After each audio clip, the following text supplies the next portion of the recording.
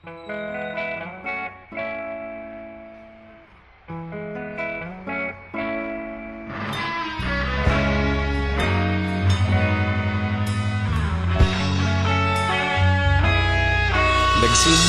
ang lahat sa eskwela, nagsama-samang 12, sa kalokohan at sa tuksuhan, hindi maawat sa isa't isa.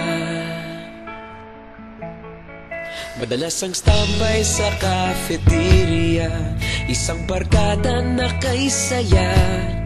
Laging may hawak-hawak na gitara, konting udyok lamang kakanta na. Kay simple lamang ng buhay nun, walang mabibigat na suliranin. Problema lamang laging kulang ang datong. Sana napunta ang panahon? Sana nga ba? Sana nga ba? Sana napunta ang panahon? Sana nga ba?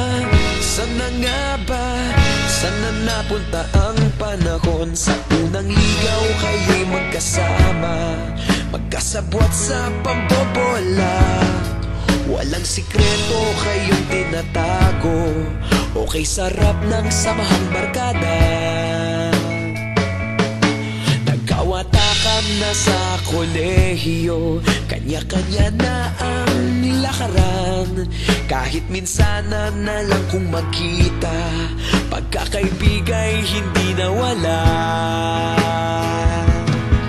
At kung saan na napadpad ang ilan, sa dating eskwela meron din naiwan.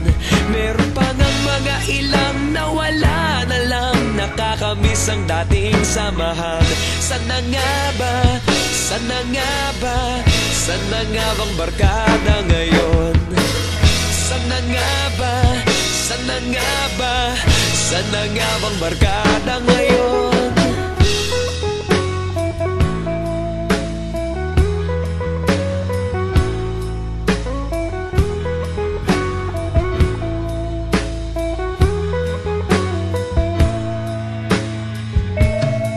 Ilang taon din ang nakalipas, wala pa sa aming tatay na nagsusumikap upang yumaman at guminhawang kinabukasan.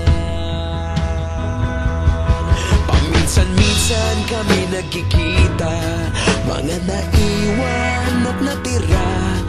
At gaya nung araw namin sa eskwela, pag magkasama'y nagwawala. Napakahirap malimutan ang saya ng aming samahan. Kahit lumipas ng ilang taon, magkabarkada pa rin ngayon.